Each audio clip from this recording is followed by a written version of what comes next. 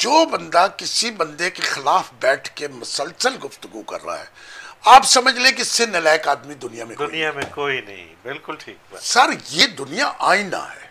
वाह वाह, क्या बात। ये दुनिया आईना है। इसके ऊपर आप देखकर थूकेंगे तो वो थूक आपके मुंह पे पड़ेगा। जितने वजीर हैं और जितने हेड हैं, उन्होंने हमें कहाँ ये बताया है कि हमने इस मुल्क को ये फायदा अब तक पहुंचा दिया। बिस्मिल्लाहिर्रहमानिर्रहीम, अस्सलाम वालेकुम। आप देख रहे हैं रूबरू और मैं हूं मुनव्वर अतीक। नाज़रीन मोहतरम, आज हम बात करेंगे सियासी इख्तलाफात के हवाले से। हर पार्टी, तकरीबन कोई 150 के करीब पार्टियां रजिस्टर्ड हैं इलेक्शन कमीशन में, और हर पार्टी का मंशूर भी वहाँ पे जमा है। और उस मंशूर को जब पढ़ा जाए तो हमें यही नज़र आता है कि हर पार्टी की ये दिली ख्वाहिश है कि पाकिस्तान तरक्की करे, पाकिस्तान का हर फर्द खुशहाल हो। अब इस ख्वाहिश की तकमील के लिए हर एक ने अपने 1.5 ईंट की मस्जिद अलग से बना रखी है। अगर टारगेट एक हो तो मिल जाने में कोई हरज नहीं होता। अगर मैं भी ये चाहता हूँ कि पाकिस्तान का हर शख्स तरक्की करे, पाकिस्तान का हर शख्स खुशहाल हो, पाकिस्तान तरक्की याफ्ता ममालिक की सफ में खड़ा हो, दूसरा शख्स भी यही चाहता है, तीसरा भी यही चाहता है, चौथा भी यही चाहता है, तो फिर इख्तलाफ तो कहीं हमें नज़र नहीं आता। इख्तलाफ किस बात पे होता है, इस पे आज बात करेंगे। और हमारे साथ मौजूद हैं जनाब औरंगज़ेब फराजी साहब। बहुत शुक्रिया सर, आपने हमें वक्त दिया।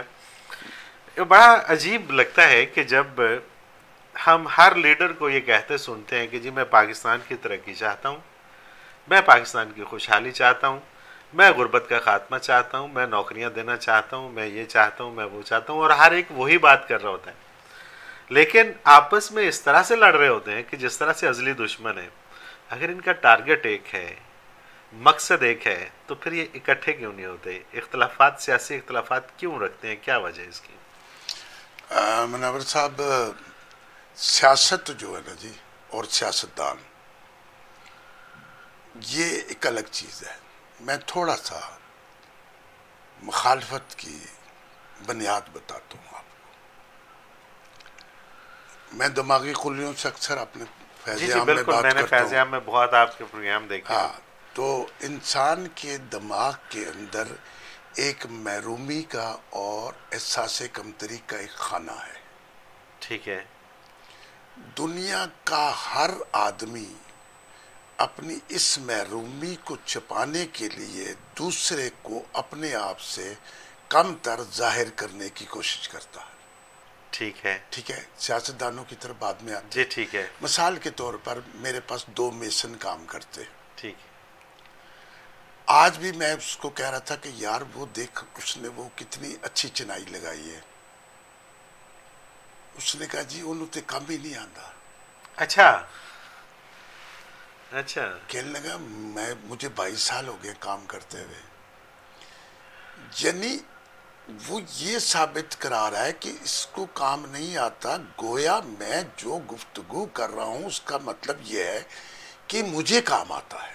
हाँ, बिल्कुल ठीक है। इसी तरह आप किसी शोबे में चले जाएं, हर आदमी दूसरे की मुखालफत सिर्फ इसलिए कर रहा है कि मुझे आप उस आदमी से सुपीरियर तस्वर करो। ठीक है, जरा बात को समझ ले। ठीक है, बिल्कुल। मुझे उस आदमी से सुपीरियर तस्वर करो। मेरे में इस काम की अकल और शऊर इस आदमी से ज्यादा है। ठीक है। यही हर आदमी की जिंदगी की महरूमी का टारगेट है और महरूमी का देखने का फलसफा है।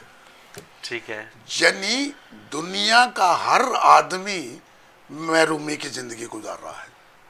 बिल्कुल ठीक है। आप अपने मीडिया में देख लें, एक आदमी अच्छा एंकर है, उससे आप अगर अलहदा बैठ के पूछ लें कि आपके ख्याल में मुनव्वर अतीक साहब कैसे हैं, कहते हैं उनको बोलना कहाँ से आता है। सही बात। ठीक है जी। मैं अगर एनालिस्ट हूँ, किसी मौजू पे गुफ्तगू करता हूँ, तो मुझे कोई बंदा पकड़ेगा तो कहेगा उन्हों की पता है, उसको क्या पता है। हाँ। अच्छा, मीडिया चूंकि नजर आने वाली चीज है, ठीक है। वैसे दुकानदार दुकानदार के मुखालिफ है, मिस्त्री मिस्त्री के मुखालिफ है, कारपेंटर कारपेंटर के मुखालिफ है, नाई नाई के मुखालिफ है, धोबी धोबी के मुखालिफ है। हर बंदा दूसरे की मुखालफत करके फिर आप आ जाए इधर शायरी में आ जाए।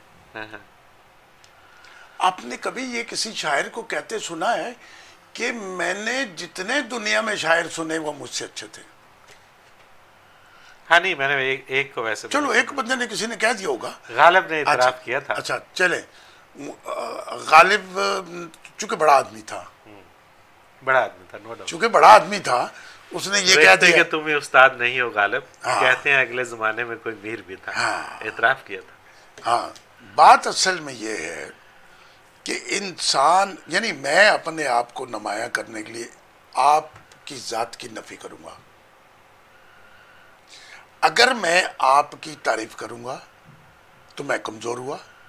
यानी अपनी सुपरमेसी जाहिर करने के लिए जरूरी है कि दूसरे की गलतियां निकाली जाएं और उसको नीचा दिखाने के लिए अपने आप को बताया जाए कि मैं सब जानता हूं और तुम नहीं जानते। अब एक आलिम दीन है, ठीक है, स्टेज पे खड़ा तकरीर कर रहा है, ठीक है, वो जो नीचे लोग बैठे हैं, हाँ, वो उनको कह रहा है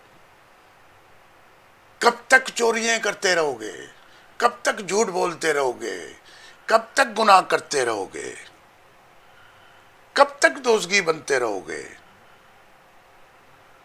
वो क्या कह रहा है? मेरे जैसे बन जाओ, मैं तो बड़ा अच्छा, मैं तो बहुत अच्छा हूं। बिल्कुल ठीक।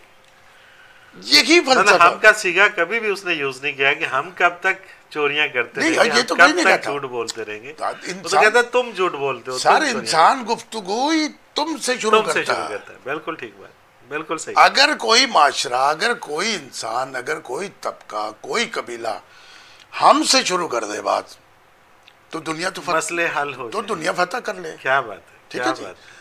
अब यही बात आ जाती है सियासत में।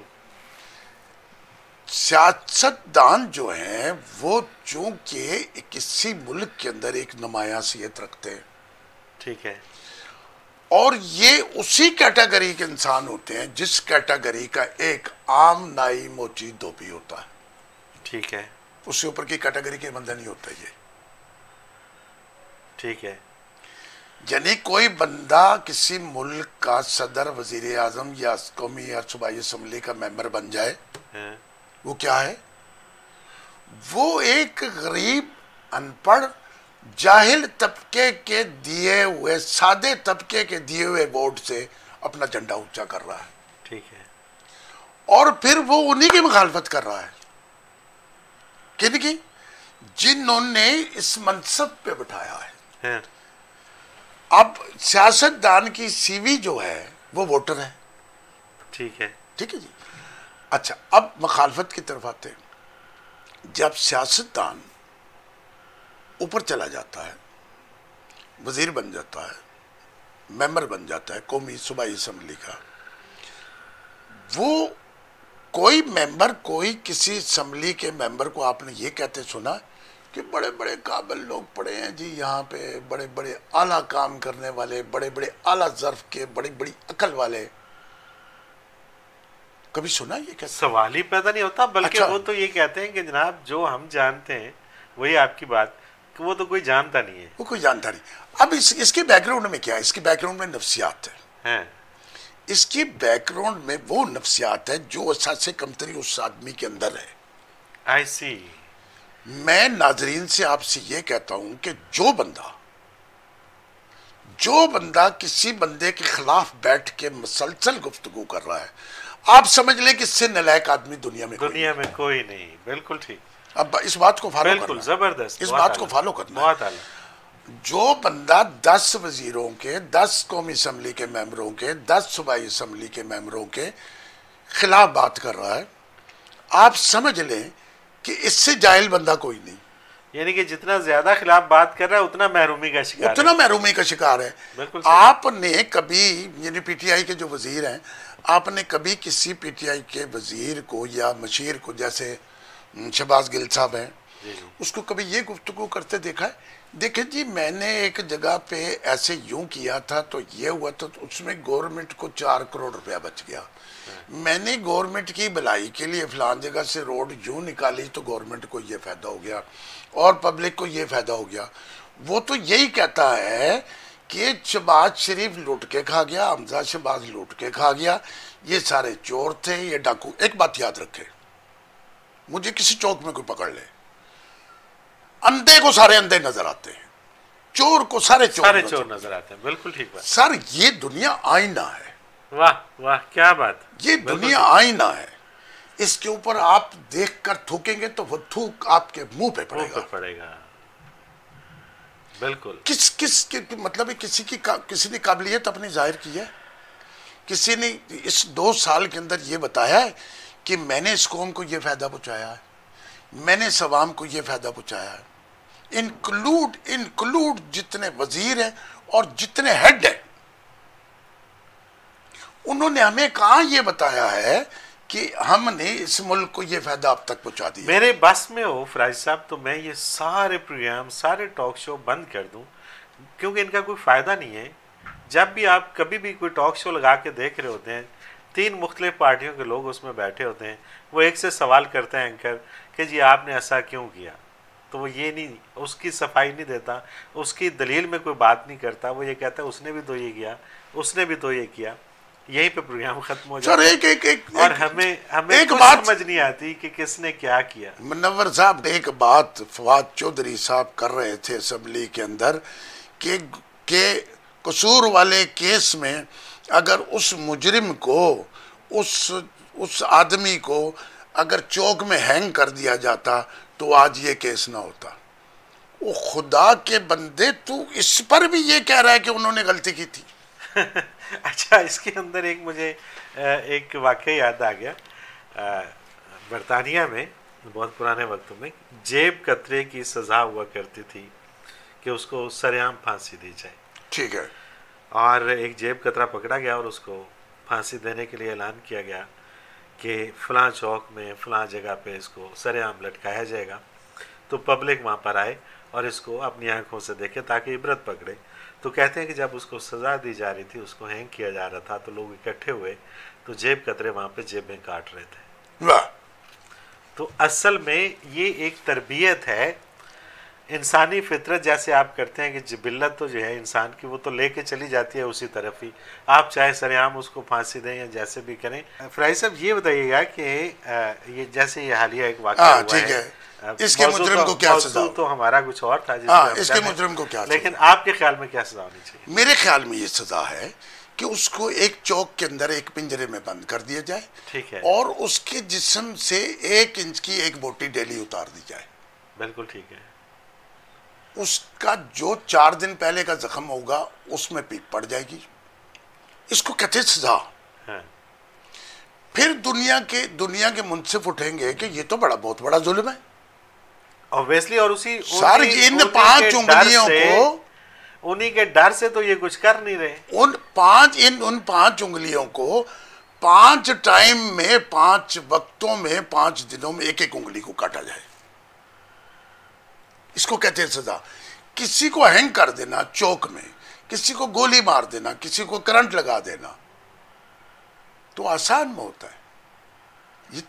ये तो 5 सेकंड में उसकी कहानी खत्म हो जाती है। 5 सेकंड में कहानी खत्म ना हो। मैंने तो ये उनके लिए भी कहा था जिन्होंने कराची में फैक्ट्री को आग लगाई थी। मैंने कहा इसके जिस्म की 1-1 बोटी तोड़ी जाए। तो बाद में मुखालफत की कर रहा था। मुखालफत क्या है?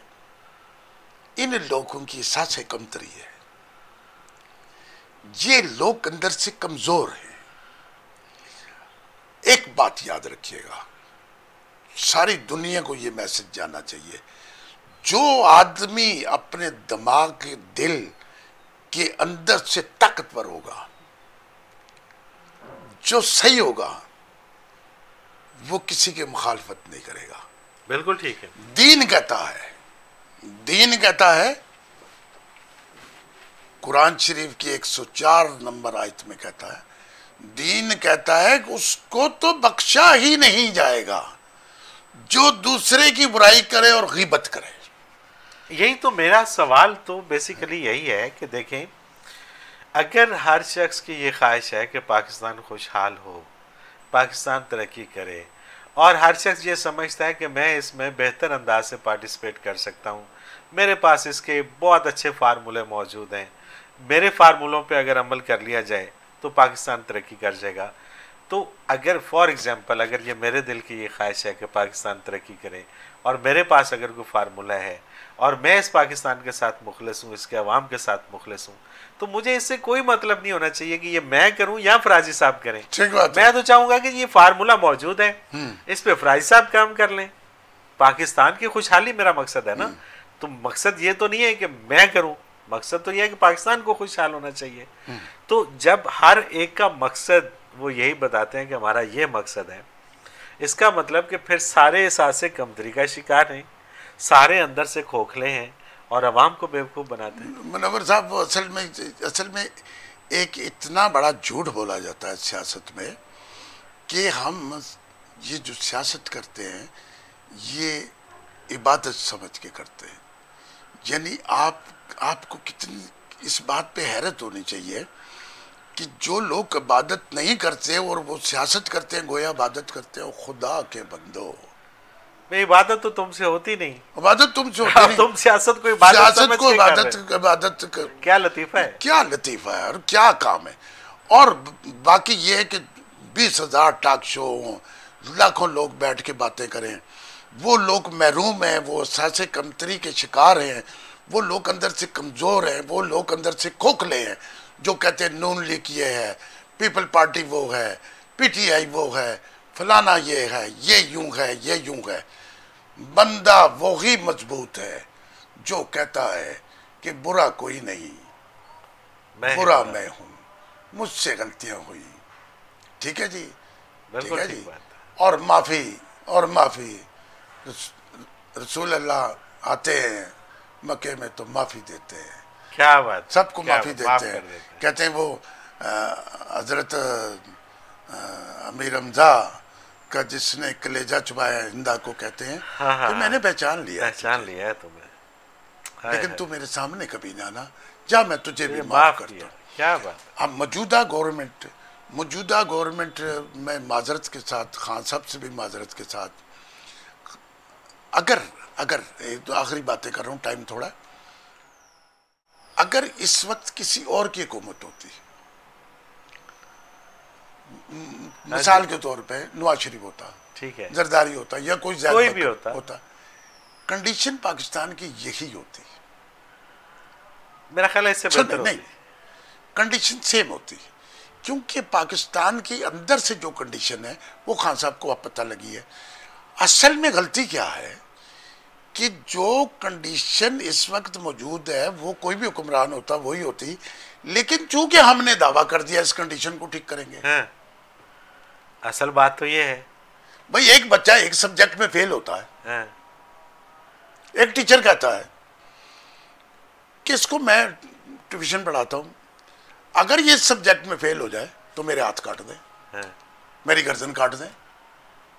तो बच्चा जब इम्तिहान देता है उसी सब्जेक्ट में फेल होता है, तो फिर उस टीचर की गर्दन क्यों ना काटे। बिल्कुल ठीक बात है, फिर तो कट बनता है, फिर उसकी गर्दन काटे। हम मौजूदा गवर्नमेंट डी चौक से आगे गई नहीं। हाँ, अभी भी डी चौक में खड़ी है, और डी चौक में चूंकि ये मुखालफत करते थे, मैं नवाज शरीफ के किसी के फेवर नहीं कर रहा, आपने मेरी कामयाबी का क्या तरीका है, मुखालफत ही है ना।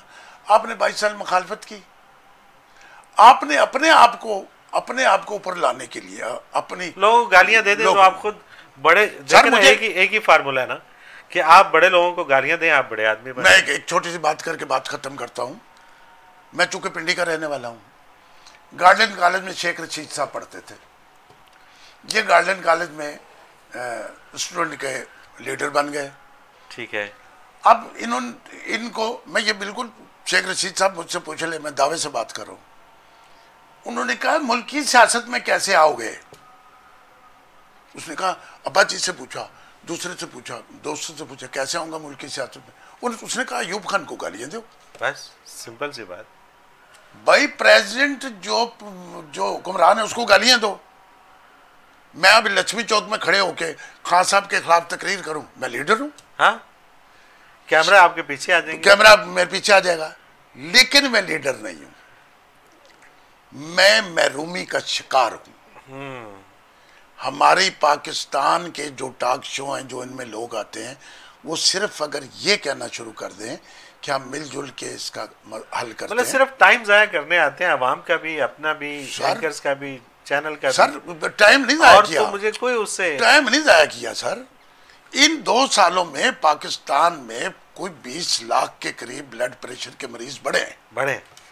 बिल्कुल सही बात है, बिल्कुल। मेरा ब्लड प्रेशर हाई हो जाता है, मैं गोली खाता हूँ। हाँ, जब इनकी मैं बहस देखता हूँ, जब सरेआम झूठ सुनते हैं, हाँ, फिर मुझे ये समझ आती है कि ये दोनों कमजोर शख्सियत के मालिक हैं।